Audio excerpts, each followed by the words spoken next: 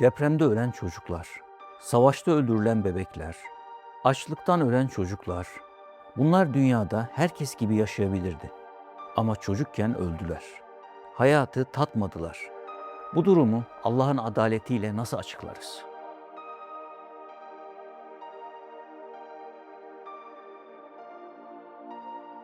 Markette çalışan 2 kasiyer olsa, saati 15 Euro'dan çalışsalar.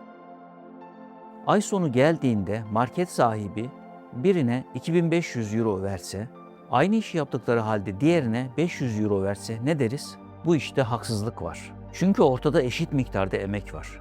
Bunun karşılıksız kalmaması lazım. Peki insanın dünyada varoluşunda kendisinin emeği var mı? Gözlük almak için para ödüyoruz. Ama gözlerimiz için para ödemedik. Gömleğimiz için para ödedik ama ellerimiz ve kollarımız için para ödemedik. Yediğimiz gıdalar için para ödüyoruz ama sonrasında herhangi bir katkımız yok. Yediklerimiz vücudumuzda onlarca rafineride işlemden geçiyor. Üretilen enerjiyle yaşıyoruz. Yürüyoruz, koşuyoruz, düşünüyoruz ama enerji üretim ücreti ödemiyoruz.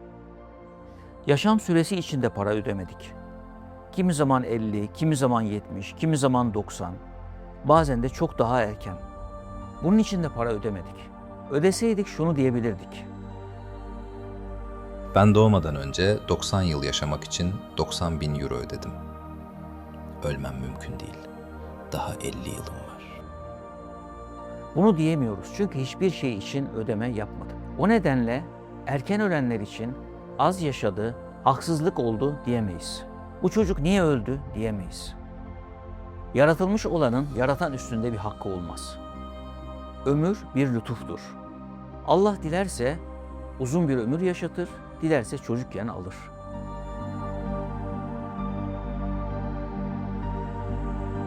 Dünyada yaşananlara bir film yönüyle bakalım. What Dreams May Come, dünya ve ahiretin bir arada anlatıldığı bir film. İçinde cennet tasvirleri var. Cehennem tasvirleri var.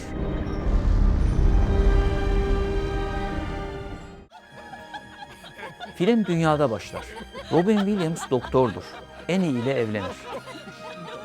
Yeah, and I know what you'll get. Çok mutlu bir hayat yaşıyorlarken iki çocukları birden trafik kazasında ölür. Ölüm bizden çocuklarımızı aldığında soracak birçok sorumuz olacaktır. Tanrı'ya olan inancımız bize bu zor yolculukta yardım edecektir. Bu acı olay filmin 7. dakikasında olur. Film az daha ilerler. Doktor rolündeki Robin Williams bir kazazedeye yardıma koşar. Üstüne bir araba düşer ve ölür.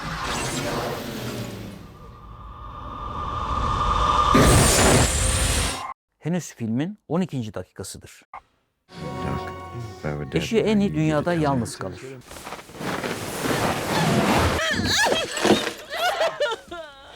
Çektiği acılara dayanamaz ve intihar eder. Sonra film ahiret ve dünya sahneleriyle iç içe devam eder. Ağırlıklı olarak ahirette geçer. Ama filmin sonunda hepsi mutlu bir şekilde ahirette buluşurlar. Anne?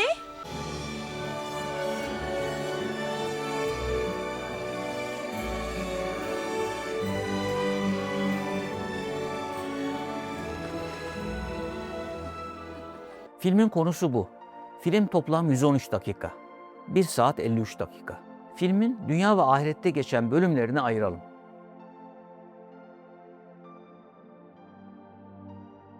Sadece dünyada geçen kısımlarını toplarsak 39 dakika yapıyor. Kalan ahiret kısmı ise 74 dakika. Filmin ahiret kısımlarını atayım. Dünya kısmı kaldı, 39 dakika. Dünya kısmında neler vardı? Çocuklar ölüyor, baba ölüyor, anne akıl hastanesine düşüyor, sonra cinnet geçiriyor ve intihar ediyor. Filmde sadece bunlar kaldı.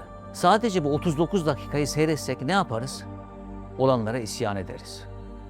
Filmin yönetmen ve senaristi Vincent Ward. Onunla hayali bir söyleşi yapalım. Sayın yönetmen, kusura bakmayın ama filmi beğenmedim.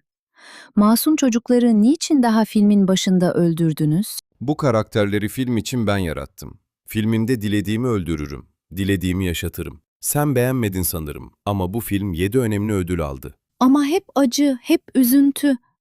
Hayır, siz filmin 39 dakikalık kısmını izlemişsiniz. Ahiret kısmını izlememişsiniz. Hepsini izleseniz farklı düşünürdünüz.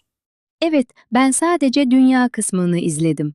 Ama olsun, doktor çok iyi bir insan. Fedakarlık yapıp bir kazazedeye yardıma koşuyor. Siz de bu iyiliksever insanın başına araba geçiriyorsunuz. Doktor cennete gidiyor ama sevdikleriyle buluşuyor. Ya eşi Eni? Ailesine tutkuyla bağlı bu kadının önce çocuklarını, sonra kocasını aldın. Kadın da dayanamadı. Merak etme, doktor sevgisiyle onu cehennemden kurtarıyor. İzle hepsini. Filmin sonunda hepsi buluşup mutlu oluyor.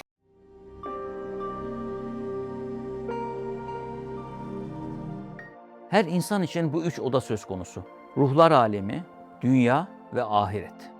Bu üç oda. Yeryüzü bir film platosu gibi. Olaylar dünyada başlayıp bitmiyor. Olaylar ruhlar aleminde başladı, dünyada devam etti, ahirette sürüyor. Filmin en önemli kısmı ahirette. Filmin tüm düğümleri ahirette çözülüyor. Hikmetini anlayamadığımız tüm olayların asıl sebebini ahirette öğreniyoruz. Filmin sonunda. Doğru bakış açısı bu üç odaya bir arada bakabilmekle mümkün.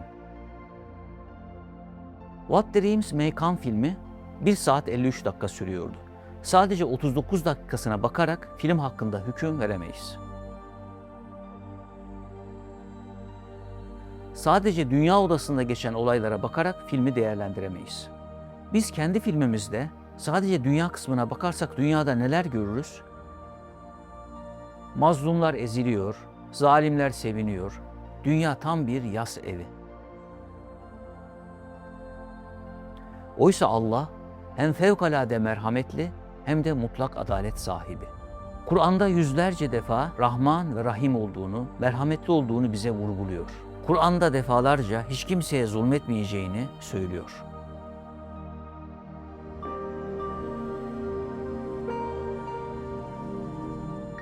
Kur'an'daki Hz. Musa ile Hz. Hızır'ın yolculuğuna bakalım. Nihayet bir erkek çocuğuna rastladılar ve onu öldürdü. Musa atılıp, "Ne yaptın? Masum ve günahsız bir canı kısas hükmüyle bir can karşılığında olmaksızın mı öldürdün? Doğrusu görülmemiş derecede fena bir iş yaptın." Hz. Hızır olayların perde arkasını görüyor. Yani dünya ve ahirete bir arada bakabiliyor. Peki bu olay yaşanırken biz orada olsaydık ne görürdük? Belki de Hz. Musa'nın yanındaki Hz. Hızır'ı göremezdik. Sadece Hz. Musa'yı görürdük ve orada düşüp ölen çocuğu görürdük. Ve belki de sıradan bir çocuk ölümüne şahitlik etmiş olurduk. Öldüreni görmeyince de sapsağlam çocuk aniden öldü veya başı taşa çarptı öldü derdik. Ama Hz. Musa, Hz. Hızır'ı görebildiği için bunun sebebini soruyor. Hz. Hızır'dan aldığı cevap şu: Öldürdüğüm çocuğa gelince, onun anne ve babası mümin insanlardı. Fakat o çocuğun ileride onları azgınlığa ve küfre sürüklemesinden korktuk. Diledik ki bunun yerine Rableri kendilerine temizlikçe daha hayırlısını, merhametçe daha yakınını versin. Bu ayetten ne anlıyoruz? Allah verdiği bir şeyi geri aldığında onun yerini boş bırakmıyor. Ondan daha hayırlısıyla dolduruyor. Ama biz hadiseye dünyadan baktığımızda olayları sadece kötü olarak görüyoruz. Bu hadiseye Hz. Musa da dünyadan baktığı için olay ona da kötü görünüyordu. Bize kötü göründüğü gibi. Kur'an'da insanın bu çelişkisine defalarca işaret edilir.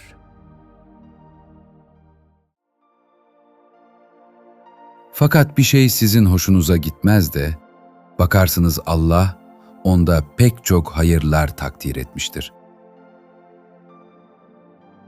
Olur ki hoşunuza gitmeyen bir şey sizin için hayırlıdır ve olur ki sevdiğiniz şey de sizin için bir şerdir. Allah bilir de siz bilmezsiniz. Bu nedenle dünyada bizim kötü gördüğümüz olaylar ahiretteki sonuçları açısından bizim için çok çok iyi olabilir. Ama bunu dünyadayken anlama ihtimalimiz yok. Tıpkı Hz. Musa'nın Hz. Hızır onu açıklamadan o çocuğun öldürülme sebebini anlayamayacağı gibi.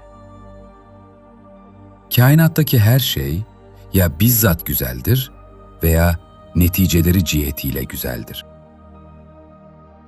Hayalen dünya filminin ahiret kısmına bakmaya çalışalım. Ben boğularak ölmüşüm. Fark etmedim. Anne ve babam yıllarca acı çekti. Buna katlandıkları için, Allah'a isyan etmedikleri için Rabbim onları da bağışladı. Buraya gelince çok ama çok sevinecekler. Demek ki Allah beni veya ailemi seviyormuş. Zaafları olan bir insanmışım. Bu nedenle beni günahlara bulaşmadan 12 yaşında aldı. Allah'ım, beni o yaşta aldığın için çok teşekkür ederim. Ben 8 yaşındayken bir trafik kazasında öldüm.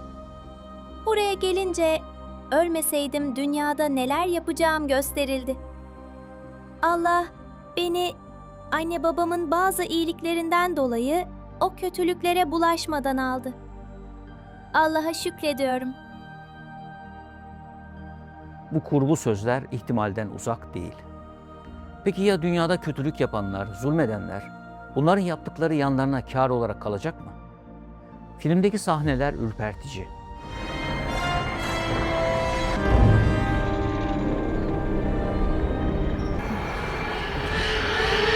of time.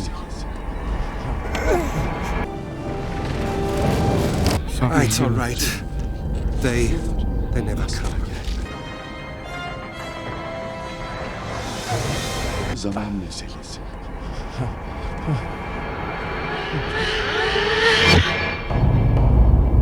Allah'ın mülkünde hiçbir zulüm karşılıksız kalmaz. Ama biz acele ediyoruz. Her şeyin cezasının dünyada görülmesini istiyoruz. Filmin sonuçlarının dünyada gerçekleşmesini istiyoruz. Ahireti unutuyoruz. O halde biz her olayı Allah'ın rahmeti ve adaleti parantezine almalıyız. Olaylara Allah'ın rahmeti ve adaleti penceresinden bakarsak, zihnimizden ahirette bizi utandıracak düşünceler geçmez.